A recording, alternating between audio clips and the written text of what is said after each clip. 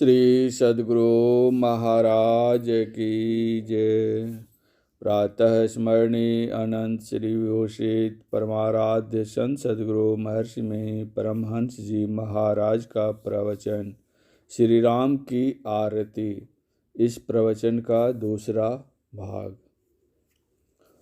सभी संत अपने अंदर चलने कहते हैं। भक्तवर सूरदास जी कहते हैं, अपुन पो आपुन ही में पायो, शब्द ही शब्द भयो उजियारो, सतगुरु भेद बतायो, जो कुरंग नाभि कस्तूरी ढूंढत फिरत भुलायो, फिर चेत्यो जब चेतन होय करी, आपुन ही तन छायो, राजकुंवर कंठे मणिभूषण, भ्रम भयो कहियो गंवायो, दियो बताई और शत जन तब तनु को पाप नसायो, सपने माही नारी को भ्रम भयो, बालक कहूँ हिरायो, जागी लख्यो ज्यों का त्यों ही है, ना कहूँ गयो न आयो, सूरदास समुझै की यह गति, मन ही मन मुस्कायो, कही न जाय या सुख की महिमा, जो गूंगो गुर खायो। इस प्रकार सभी संत अपने अंदर चलने के लिए कहते हैं। मतलब यह है कि कोई संत हो या चाहे कोई ऋषि मुनि हो, ईश्वर प्राप्ति के लिए सब अंदर अंदर चलने कहते हैं। इसीलिए कि ईश्वर आत्मगम्य है। साधन के लिए सत्संग, सद्गुरु और सदाचार पालन की बड़ी आवश्यकता है। इसके बिना कोई अंदर नहीं चल सकता। इसके लिए जीवन भर साधन करना होगा। गोस्वामी तुलसीदास जी ने कहा है, जीवन मुक्त ब्रह्म पर चरित सुनहि तजि ध्यान, जे हरि कथा न करहि रति, तिनके ही पाषाण। जो जीवन मुक्त संत पुरुष परम प्रभु परमात्मा को प्राप्त कर चुके हैं, वे भी परमात्मा का ध्यान छोड़कर सत्संग के वचनों को सुनते हैं। सदाचारी होने के लिए पंच पापों झूठ, चोरी, नशा, हिंसा और व्यभिचार को छोड़ना होगा। सदाचार पालन से सभी अनैतिकता दूर हो जाती है। सदाचार में पंचशील का पालन है। पंच पापों को छोड़कर रहना सदाचार में रहना है। पंच पापों में रहना अनैतिकता और दुराचार में रहना है। सदाचार का पालन करने से ईश्वर दर्शन के मार्ग में सहायता मिलती है और ईश्वर भजन से सदाचार पालन में मदद मिलती है। दोनों एक दूसरे के सहारे हैं। सत्संग करो, जिससे आपको उस मार्ग पर चलने में सहायता मिलेगी। गोस्वामी तुलसीदास जी श्री राम की आरती इस तरह करते हैं।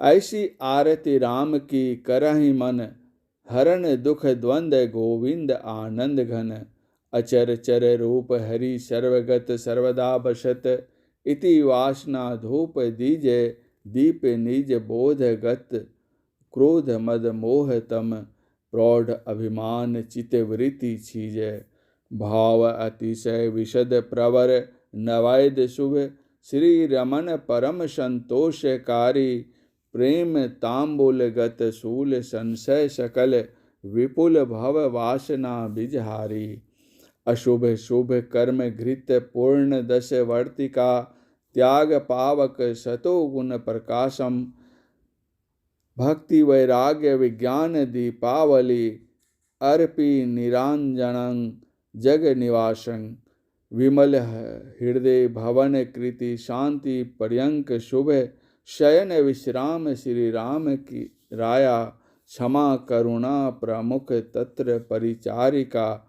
यत्र हरि तत्र नहीं भेद माया, आरति निरत सनकादि श्रुति शेष शिव, देव ऋषि अखिल मुनि तत्वदर्शी, जो करई सो तरई पड़ि हरई, काम सब वदत इति अमल मति दास तुलसी।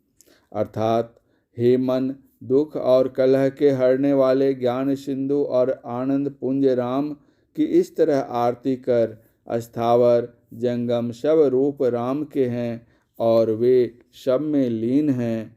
इसी इच्छा का धूप दीजिए, आत्मज्ञान का दीपक दीजिए, जिससे क्रोध, मस्ती और अज्ञान, अंधकार नष्ट होकर बढ़ा हुआ अभिमान और चित्त की चंचलता नष्ट होती है। अत्यंत शुद्ध प्रेम का उत्तम नैवेद्य और प्रेम ही का पान भोग लगाइए, जिनसे लक्ष्मीपति परम संतुष्ट होते हैं।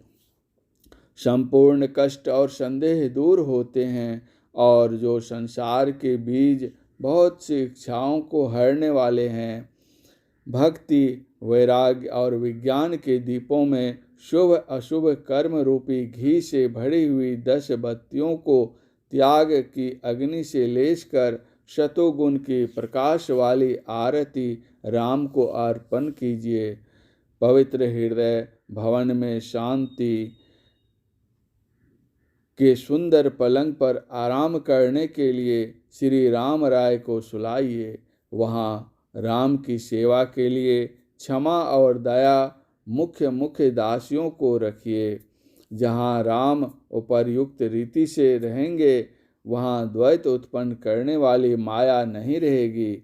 इस आरती में सनकादिक वेद शेष शिव नारद और सार पदार्थ निर्माया के दर्शन करने वाले समस्त मुनिगण विशेष रूप से रत रहते हैं। सब इच्छाओं को छोड़कर जो इस प्रकार का आरती करेगा वह मुक्त होगा।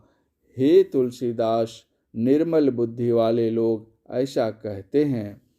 जो अपने को समेट कर केंद्र में केंद्रित करता है वह भक्त धन्य है। उसका हृदय शांत हो जाता है। माया के फेर में वह नहीं पड़ता।